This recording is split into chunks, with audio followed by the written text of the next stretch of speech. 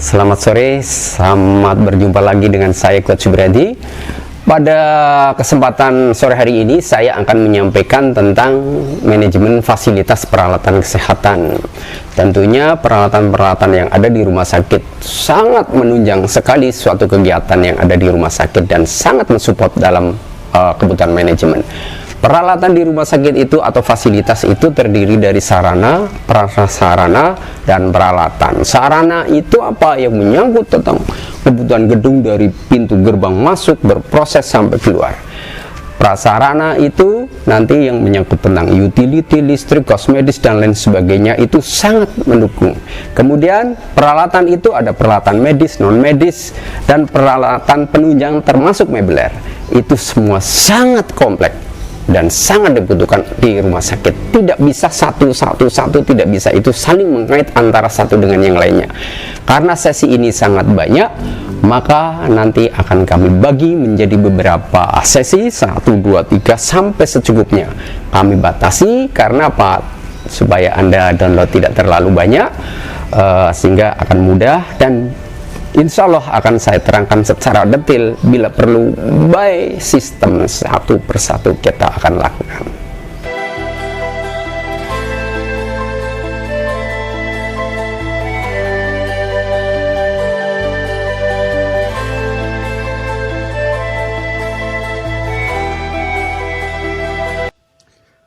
Baik, saya akan mulai dengan apa yang disebut dengan fasilitas yang digunakan di rumah sakit.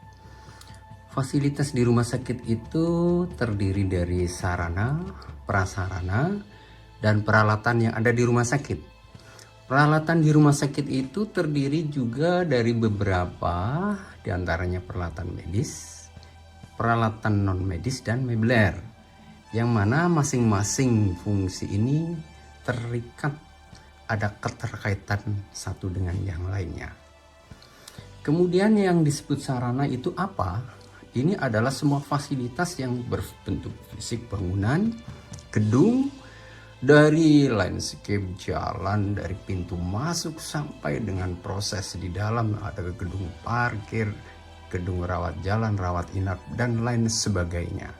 Itu yang disebut dengan istilah sarana. Jadi seperti ini, contoh adalah bangunan. Ini jangan dianggap hanya suatu bentuk fisik saja, tapi juga harus mengikuti kaidah-kaidah yang ada tata cara bangunan rumah sakit. Bangunan di rumah sakit itu antara lain adalah di gedung rawat pasien, gedung kantor, perkantoran, parkir, jalan lingkungan, drainase, bangunan pengamanan, termasuk pagar lingkungan, halaman taman, juga bangunan-bangunan pendukung lainnya, itu termasuk adalah yang disebut sarana. Nah, nanti ini secara detail akan ada bab tersendiri tentang bangunan rumah sakit. Kemudian, bagaimana bangunan yang ada di rumah sakit itu adalah selalu berkembang. Dari bangunan yang tipe lama, seiring berjalannya waktu, berkembangnya dengan kondisi akan berubah, dirubah lagi seperti yang ada di atas ini. Kemudian begitu juga dengan bangunan yang lama seperti ini akan dirombak lagi setelah direnovasi demi kepentingan atau kebutuhan rumah sakit, yang mana harus dipertimbangkan di dalam pembangunan rumah sakit. Yaitu kenapa? Karena keterbatasan lahan yang harus diperhatikan. Kemudian ini landscape atau jalan lingkungan, ada 2 contoh di sini. Ini ada yang berwarna, ada yang polos. Ini juga harus dipertimbangkan bahwa kondisi lingkungan di rumah sakit juga dibutuhkan suatu keasrian dan keindahan. Tidak hanya sebagai fungsi saja, tapi dibutuhkan suatu keindahan. Jadi bagaimana suatu fasilitas yang ada di rumah sakit tidak hanya sebagai fungsi, juga termasuk keindahan dari taman dan lingkungannya tadi. Kemudian ada drainase yang ada di rumah sakit, kita harus memperhatikan sistem keselamatan kerjanya. Ini pembanding antara kanan dan kiri, yang satu tertutup ini, yang satu kosong, sama-sama drainase. Harus diperhatikan sistem keselamatannya. Jangan sampai pengunjung rumah sakit, ada anak-anak yang bermain di lingkungan rumah sakit, justru malah akan menjadi celaka yang disebabkan karena apa? tidak adanya sistem keselamatan terhadap lingkungan dan pengunjung. Kemudian prasarana itu apa? Adalah semua fasilitas yang berbentuk utility atau jaringan seperti listrik, air, gas medis, serta pengolahannya itu ada electrical, gas komunikasi, penangkal petir, tata udara atau HVAC, dan sistem isolation transformer. Jadi sistem keselamatan listrik di rumah sakit sangat dibutuhkan demi keselamatan dan menghitung diri sistem diperhatikannya ada isolation transformer untuk mengurangi rugi-rugi daya serta adanya harmonik. Kemudian listrik di rumah sakit yang besar seperti di rumah sakit tipe B, tipe A itu juga sudah menggunakan trafo tersendiri di sini karena membutuhkan daya yang besar sehingga harus dilakukan dengan sistem circuit breaker, sistem stabilizer yang bagus. Dan perlu diperhatikan ini ada pengkodean dari stop kontak. Di dalam rumah sakit pengkodean stop kontak ada 3, yaitu putih, nanti juga ada hijau atau biru dan merah. Yang mana putih ini hanya disuplai dari PLN saja. Artinya apa? Ini hanya mendapatkan suplai dari listrik PLN, sehingga apabila PLN mati ini suplai di sini akan mati. Dan di sini harus diperhitungkan beban apa yang boleh mati kalau memang terjadi backup dari genset itu tidak memenuhi. Kemudian ada yang sistem stop kontak berwarna hijau ini. Artinya apa? Di sini disuplai oleh genset.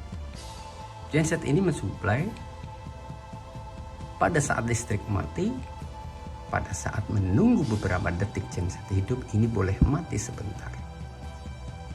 Perlu diperhatikan juga adalah sistem automation dari genset ini. Berapa detik yang diperbolehkan sehingga tidak membahayakan terhadap keselamatan pasien. Bagaimana sistem pemeliharaan gensetnya juga harus diperhitungkan. Nanti ada bab tersendiri tentang perlistrikan medis dan bab tentang audit energi. Kemudian berikutnya adalah stop kontak berwarna merah atau oranye. Ini adalah stop kontak yang mensuplai tidak boleh sedetik pun suplai listrik itu terputus karena menyangkut keselamatan dari pasien. Berarti harus diperhatikan di sini adalah bagaimana cara mengelola daripada baterai backup tadi. Berbicara baterai, berbicara cost.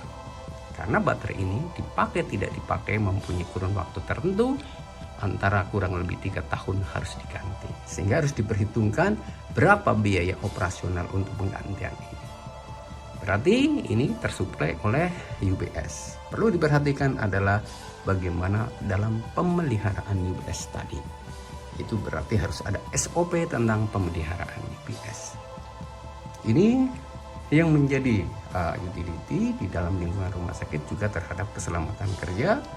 Ada APAR, fall detector, smoke detector, alarm, dan lain sebagainya. Itu juga menjadi bagian penting terhadap sistem keselamatan kerja di rumah sakit. Jangan sampai di rumah sakit terganggu karena hal-hal seperti ini yang membahayakan terhadap semua keselamatan baik fisik pengunjung maupun data-data serta bank data serta peralatan-peralatan yang ada di rumah sakit. Di sini pasti ada tuntutan bagaimana semua karyawan dan yang ada di lingkungan rumah sakit mampu menggunakan sistem pengaman ini. Ini ada hidran, ada pompa hidran. Ini juga harus diperhatikan, harus dipelihara. Kapan dia harus dilakukan uji coba? Bagaimana fungsi ini, apakah masih berfungsi dengan baik? Kontrol dengan baik, berapa minimal 6 bulan sekali harus diuji coba. Sistem semprotannya, sistem kehandalan pompa harus diperhatikan. Juga di sini ada nozzle dan selang, juga harus diperhatikan sistem dalam merawat menggulungnya tadi. Juga harus diperhatikan dalam pemeliharaan peralatan-peralatan tersebut. Kemudian utility lagi adalah ada sistem gas medis. Gas medis di sini ada beberapa rumah sakit berbeda. Ada yang menggunakan liquid, ada yang menggunakan botol gas yang kecil. Salah satunya gas adalah oksigen. Padahal sistem gas medis di rumah sakit bukan hanya kebutuhan oksigen saja, tapi ada beberapa gas lain, N2O, CO2, kemudian helium, itu ada udara tekan, juga harus diperhatikan bagaimana cara memelihara dan bagaimana cara mengukur dari gas yang ada di rumah sakit tadi. Juga ini adalah outletnya gas, itu ada oksigen dan udara tekan serta N2O, itu juga harus diperhatikan. Di sana udara tekan juga dibutuhkan bukan hanya untuk pasien saja, tapi termasuk untuk kebutuhan bor bedah yang harus diperhatikan.